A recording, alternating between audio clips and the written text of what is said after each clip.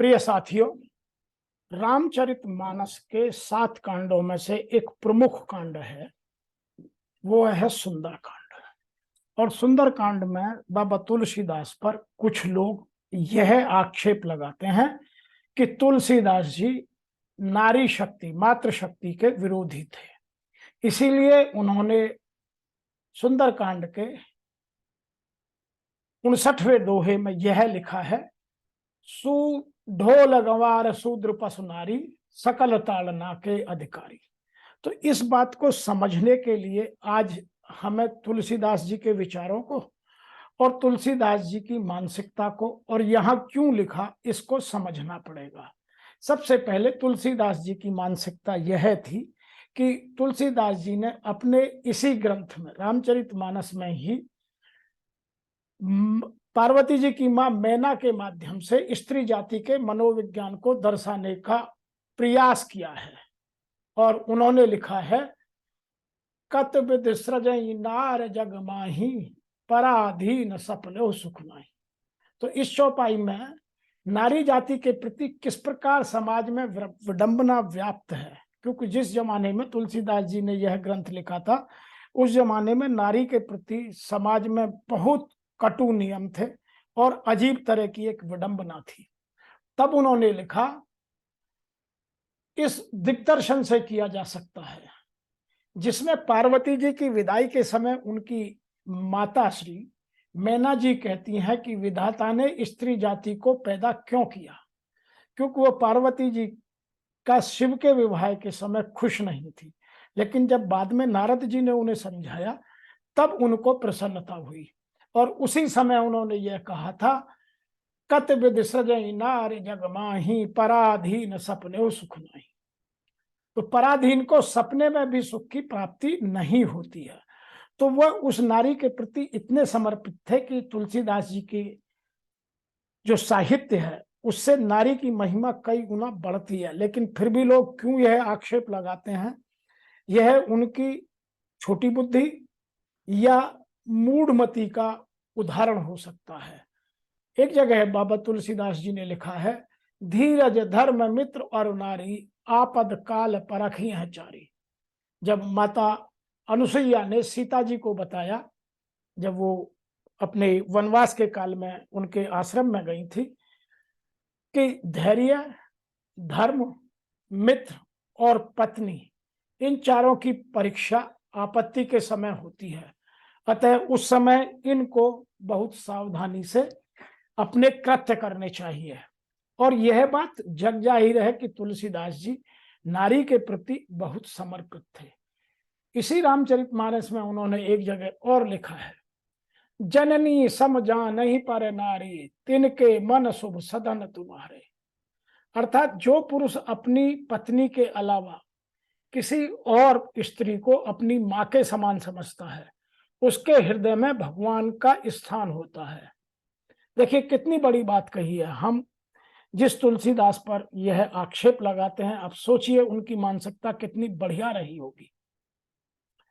जो पुरुष दूसरी नारियों के साथ संबंध बनाते हैं वह पापी होते हैं और उनसे ईश्वर हमेशा दूर रहता है।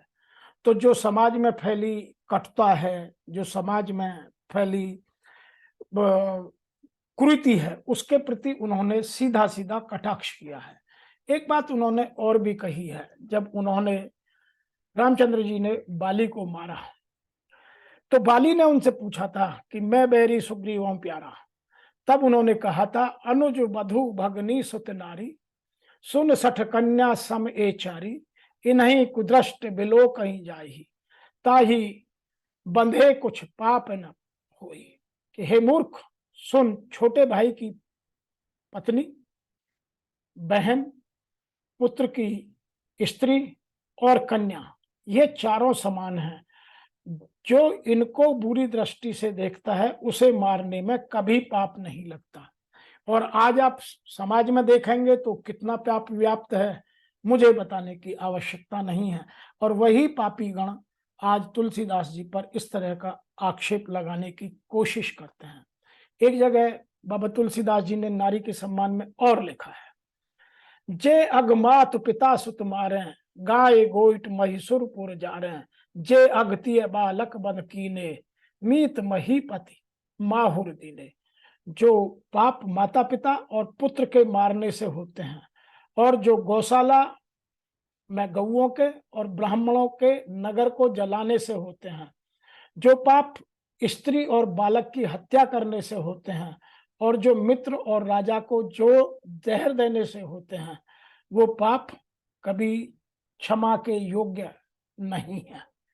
तो अतः वह व्यक्ति जो नारी को उस सम्मान से देखता हो, वह ऐसा कैसे लिख सकता है? वह कुबुद्धि और दुर्बुद्धि या कम बुद्धि वाले लोग बिल्कुल नहीं सोचते हैं। एक जगह इसी सुंदरकांड में ही उन्होंने फिर लिखा है, सो पर नार लिलार गुसाई, तजौ चौथ के चंद की नाई। जो व्यक्ति अपना कल्याण, सुंदर यश और सद्बुद्धि, शुभ गति और नाना प्रकार के शुभ चाहता है, वह उसी प्रकार स्त्री का मुख न देखे जैसे लोग चौथ के चंद्रमा का नहीं देखते हैं। तो पराई स्त्री का मुख देखने से इतना पाप लगता है जो चौथ के चंद्रमा को देखने से होता है। तो तुलसीदास जी ने लोगों को इस चौपाई के जरिए स्त्री के सम्मान को सुरक्षित रखते हुए मनस की कुदृष्टि से बचाने का प्रयास किया है, क्योंकि बाबा तुलसीदास जिस जमाने में थे, उस जमाने में नारी के प्रति बहुत कुदृष्टि लोग रखते थे। तो हमें तुलसीदास जी के इस काव्य को, चाहे वह सुंदरकांड हो या पूरा रामचरितमानस हो, उसको ठीक से समझना पड़ेगा। और उसके समझने के लिए मैं कुछ बातें आपको यहाँ बताना चाहता हूँ। सबसे पहली बात है कि यह सब हमारे प्रबंध काव्य हैं, चाहे वह गीता है, चाहे वह रामचरितमानस है। इनको यदि हम अपने जीवन की किसी भी समस्या का निदान खोजने के लिए पढ़ते हैं, तो इनमें जीवन जीने की कला, जीवन जीने की पद्धति, जीवन जीने की रीति और नीति सब मिलती है। हर समस्या का निदान मिलता है, इसलिए जीवन प्रबंधन के लिए सबसे अच्छा काव्य है।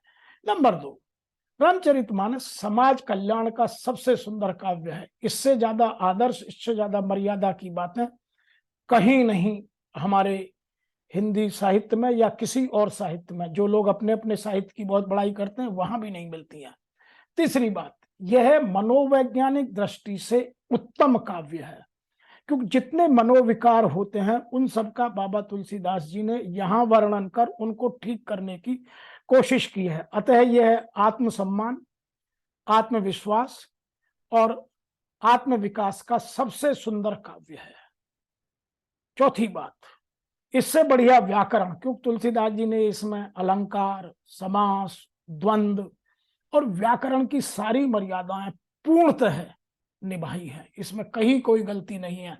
कुछ लोग उसी दोहे को उल्टा कहना चाहते हैं, कुछ लोग शब्द बदलना चाहते हैं, वह सब निराधार और निरर्थक बातें हैं। पांचवी बात, आत्मविश्लेषण करने के तरीके, उनको करने के पैमाने, उनको करने के फायदे जितने इस साहित्य में मिलते हैं, इतने संसार के किसी साहित्य में नहीं मिलते।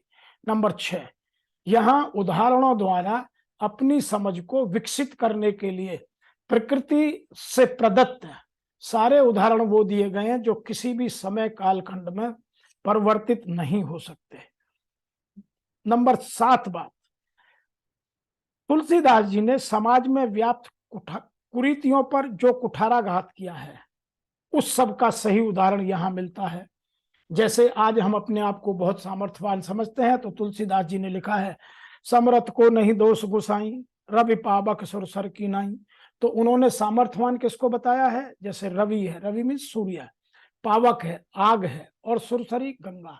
इन सबका गुण धर्म प्रत्येक व्यक्ति के लिए, चाहे वह किसी भी लिंग का हो, किसी भी जात का हो, किसी भी उम्र का हो, किसी भी धर्म का हो, किसी भी देश का हो और किसी भी काल का हो, सबके लिए सदैव एक सा रहता है। सूरज सबके लिए ऊष्मा, सबके लिए प्रकाश। अग्नि में जो हाथ डालेगा वही जलेगा, जो उस पर खाना पकाएगा वह सबके लिए काम करेगी। गंगा में जो नहाएगा वह अपने पापों से मुक्ति पाएगा। तो यह है सामर्थ्यवान की पहचान है।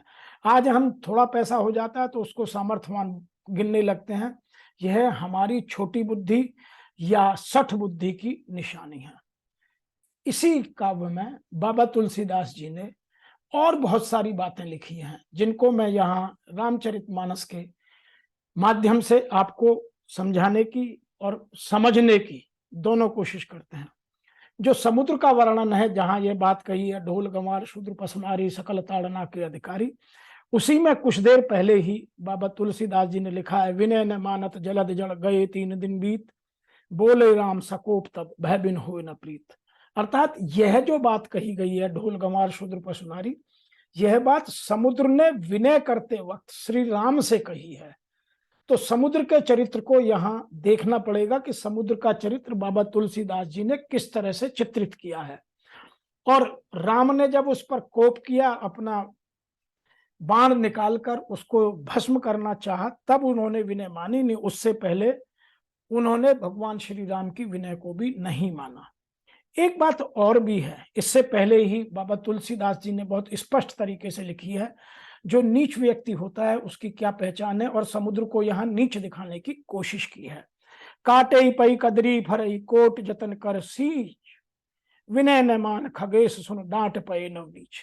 तो यहाँ जो गरुड़ जी को काकभुजंडी जी हैं, वो गरुड़ से कह रहे हैं कि जो नीच प्रवृत्ति का व्यक्ति होता है, वह कभी भी इन विनय से, प्रार्थना से मानता नहीं है। उसके लिए उसे दंड देना आवश्यक है। जैसे केले के पौधे को आप कितना ही पानी दीज लीजिए, कितना ही सिंचाई कर लीजिए, जब तक आप उसे काटेंगे नहीं, तब तक उस पर फल आएंगे नहीं। यह उसका स्वभाव है। अतः यहाँ समुद्र के स्वभाव को समझना हमारे लिए आवश्यक है। और यह बात समुद्र ने भगवान श्री राम से विनय करने के साथ, जब राम ने अपना बाण संधान पर चढ़ा लिया और उसको भस्म करने लगे, तब आकर उन्होंने विनय की और क्या कहा। अब उस चौपाई को पूरी को सुनिए, समझिए, और यह बात क्यों कही गई उसे जानने की कोशिश कीजिए। सब है सिंधु गई पद प्रभु केरे, क्षमऊनाथ सब अवगुण मेरे, गगन समीर अलल जल धरनी, इनके कही इन कही नाथ सहज जड़ करनी। तो समुद्र भयभीत हो गया कि अब मैं मारा जाऊंगा, और प्रभु के चरण पकड़कर कहने लगा कि आप मेरे सब अवगुण माफ कर दीजिए, प्रभु मुझे नहीं पता था। और मैं यहाँ एक बात और कहना चाहता हूं कि जो जिनसे संपूर्ण संचार चलता है, जो माया ने आपके लिए बनाए हैं, आपके कहने से लिए बनाए हैं, वह हैं पांचों तत्व। आकाश, पवन जिसे समीर, यहाँ अनल, अग्नि, जल और पृथ्वी। तो ये पांचों तत्व माया से आपने ही पैदा किए हैं और आपकी मर्यादा के लिए हैं। ये आपकी सृष्टि को आगे चलाने के लिए हैं, और मैं उनमें से एक हूं, क्योंकि समुद्र जल का भंडार है। अगली बात क्या कही है, समुद्र ने विनय करते हुए, तब प्रेरित माया उपजाए, सृष्टि हेतु सब ग्रंथ निगाए, प्रभु आयस जय कह जस ऐही, सोते ही भांति न सुख लही। कि आपकी प्रेरणा से माया ने इन्हें सृष्टि को चलाने के लिए, आपकी माया को आगे बढ़ाने के लिए बनाया है। और यह बात संपूर्ण ग्रंथों में कही गई है, ये मैं नहीं कह रहा हूं। और आप मुझे जो आज्ञा देंगे मैं उसी में सुख पाऊंगा। आप मुझे जो कहें मैं अभी तत्काल करूंगा। और इसके बाद समुद्र ने विनय करते हुए एक बात और भी कही कि यहां हम समुद्र के चरित्र को समझें। समुद्र ने जो यहां बात कही थी, और समुद्र का रोल यहां एक नीच व्यक्ति का तुलसीदास जी ने समझाने के लिए हमें कोशिश की है, क्योंकि वह 3 दिन की विनय के बाद माना नहीं। और समुद्र का चरित्र यहाँ एक विलेन की तरह है। जैसे आपने गब्बर सिंह का शोले पिक्चर में रोल देखा, तो वह गब्बर सिंह गलत नहीं था, ना डायलॉग लिखने वाला गलत था। वह रोल की मर्यादा रखने के लिए उसको इतना क्रूर, इतना डरावना, इतना भयानक बनाना आवश्यक था। ऐसे ही जितने भी विलेन मिलेंगे, तो यहाँ समुद्र विलेन के रोल में है। हिंदी पिक्चरों में जितने विलेन हैं, तो ये कोई मन से खराब व्यक्ति नहीं है।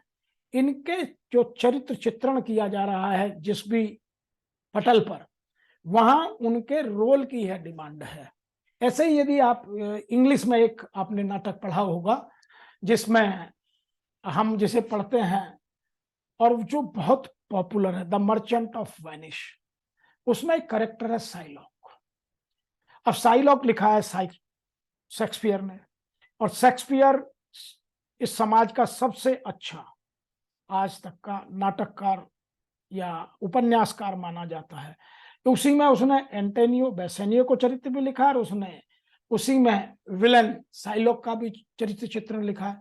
तो यहाँ जिस रोल की मर्यादा जैसी होती है उसको उतना साबित करने के लिए, उतना बताने के लिए उससे वो बातें कहलवाना आवश्यक है। अतः समुद्र से उसकी नीचता साबित करने के लिए उसके नीच भरे शब्दों को यहाँ प्रदर्शित करना जरूरी है, जो समुद्र ने यहाँ कहे हैं।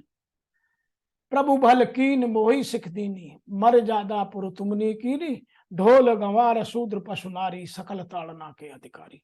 तो यह समुद्र ने अपनी नीचता को प्रदर्शित करते हुए भगवान से माफी मांगते हुए और ये कहा है कि अच्छा किया आपने जो मुझे शिक्षा अर्थात दंड देने का आपने मन बनाया, किंतु मर्यादा आपकी ही बनाई हुई है, और यदि आप मुझे खत्म करेंगे तो मर्यादा आपकी खत्म होगी, मेरी नहीं। और प्रभु ढोल गंवार शूद्र पशु नारी ये सब तो ताड़न के अधिकारी हैं। और तारण शब्द अवधि का है, तारण का मतलब है शिक्षा देना। जैसे ढोल को जब तक हम टाइट करके ठीक उसकी ट्यूनिंग नहीं करेंगे तब तक वह ठीक से आवाज नहीं देगा। दूसरा है गंवार, गंवार का मतलब है जिसमें कम बुद्धि है, वह किसी भी जात का, किसी भी धर्म का, किसी भी समुदाय का व्यक्ति हो सकता है।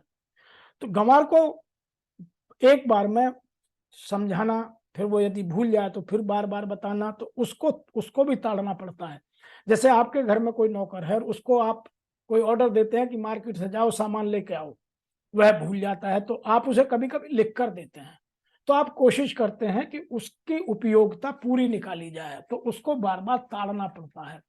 ऐसे ही जो शूद्र है, जो छोटे काम करते हैं और उनको यदि आपको अपने अनुरूप कोई काम कराना है, तो यहाँ जाति विशेष से मतलब नहीं है। आज हम जातियों में फंसकर यहाँ शूद्र का मतलब जाति से निकालते हैं, यहाँ मतलब है जो छोटी प्रवृत्ति के छोटे कार्य करने वाले लोग हैं, उनको यदि अपने उपयोग की चीज कोई करानी है तो उनको बार बार ताड़ना पड़ता है।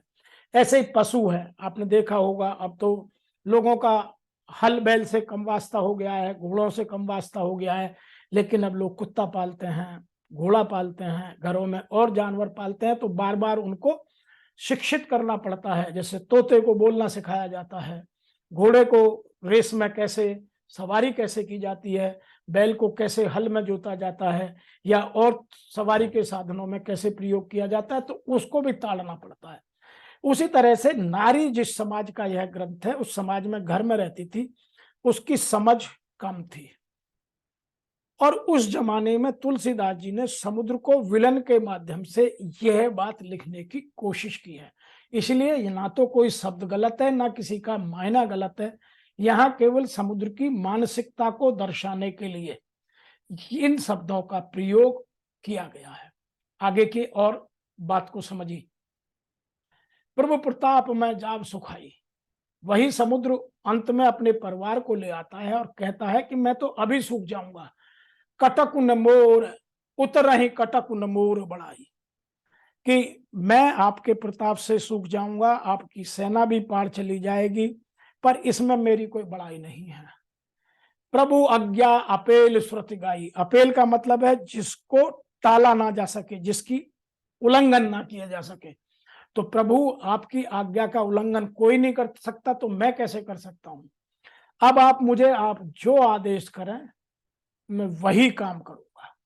तो बाबा तुलसीदास जी ने समुद्र के चरित्र पर जो श्री राम उसको भस्म कर रास्ता मांग रहे थे, उनके चरित्र को इसी दोहे में, इसी चौपाई में कैसे लिखा है वह समझिए, और तब तुलसीदास जी की महिमा को समझिए। क्या लिखा है? सुनत बिनीत बचन अति कह कृपाल मुस्काए, तो जब समुद्र ने इतनी विनती की तो श्री राम को भी मुस्कुराहट चेहरे पर आ गई, वो भी हंसने लगे और उन्होंने क्या कहा, जिस प्रकार मेरे वानरों की सेना इस पार से चलकर उस पार चली जाए, शत्रु के द्वार तक चली जाए, बस भ्राताश्री मुझे तो आप वह उपाय बता दीजिए, मैं केवल आपसे इतना जानता हूं। तो इस बात को समझने के लिए हमें यह गहराई समझनी पड़ेगी कि जो प्रबंधकाओं में जिस समय जिस चित्रण को किया जा रहा है उसके व्यवहार को दर्शाने के लिए उस तरह की भाषा, उस तरह के उदाहरण, उस तरह की शब्दावली और उस तरह का ही चरित्र चित्रण किया जाना उचित है। तो बाबा तुलसीदास जी ने अपने समय की मर्यादाओं को ध्यान में रखते हुए रामचरितमानस में हमारे आत्मविश्वास को और जागृत करने के लिए समुद्र के माध्यम से उसकी नीचता को दिखाते हुए, जो आज वर्तमान में हम लोगों में नीचता का व्यवहार बढ़ता जा रहा है और हम सहन करते हैं, उन सबको यहाँ दर्शाने की कोशिश कर समुद्र की नीचता को दिखाने का प्रयास किया है। बाबा तुलसीदास जी ने नारी के सम्मान में कितना लिखा है, मैं उसका एक उदाहरण और दे सकता हूं। मूढ़ तो ही अतिशय अभिमाना, नारी सिखावन कर से काना। जब बाली ने अपनी पत्नी की भी बात नहीं मानी और उसकी बात को भी सुनकर अनसुना कर वह अपने भाई सुग्रीव से लड़ने पहुंच गया और बाद में रामचंद्र जी ने अपने तीर से उसे मार दिया, तो उस समय उन्होंने ये बात कही थी। और इसी दोहे के जरिए से वे लोगों को यह समझाने की कोशिश भी करते हैं कि यदि आपके फायदे की कोई भी बात कर रहा है, वह पत्नी हो, बच्चा हो, छोटा हो, बड़ा हो, तो आप अपने अभिमान को छोड़कर, क्योंकि बाली में भी अपमान भरा हुआ है, रावण में भी अपमान भरा हुआ है। जब प्रबंध क्या हुए, हमारे जीवन के प्रबंध को समझने के लिए हमें जानना पड़ेगा। तो इस दोहे में प्रभु श्री राम सुग्रीव के बड़े भाई बाली के सामने एक स्त्री का सम्मान करते हुए कहते हैं कि हे दुष्ट बाली, तुम अज्ञानी पुरुष ही हो, तुम में ज्ञान नहीं है, लेकिन अभिमान के चलते हुए तुमने अपनी विद्वान पत्नी की बात, क्योंकि तारा बहुत विद्वान थी, उसकी बात नहीं मानी और तुम आज अब मृत्यु के घाट जा रहे हो और तुम हार गए हो। तो हमें अपने जीवन में इन चीजों को ध्यान में रखते हुए किसी भी चीज का विश्लेषण करना चाहिए, तब हम इस सुंदर कांड को समझकर अपने जीवन में उत्कृष्टता ला सकते हैं। बाबा तुलसीदास जी ने ना तो कोई शब्द गलत लिखा है और ना ही कोई बात किसी को गलत कहने की कोशिश की है, लेकिन हम किन्हीं कारणों से यह बात यह कहते हैं कि तुलसीदास जी नारी विरोधी थे और उन्होंने यह बात कही है, ढोल गंवार शूद्र पस नारी, सकल ताड़ना के अधिकारी। तो मैं आशा करता हूं कि यह बात आपको ठीक से समझ में आई होगी और आपको यदि इस तरह के रामचरितमानस में कोई भी शंका है तो आप हमें लिखिए। मैं और मेरी संस्था डूअर्स पैराडाइज फाउंडेशन आपकी इस तरह की शंकाओं को दूर करने के लिए हम काम कर रहे हैं। आप हमें लिखें, हमारे चैनल को सब्सक्राइब करें और मैं आशा करता हूं कि आप स्वयं भी जानें, अपने रिश्तेदारों को जनाएं, आने वाली पीढ़ी को भी रामचरितमानस जैसे साहित्य को ठीक से समझने की प्रेरणा दें।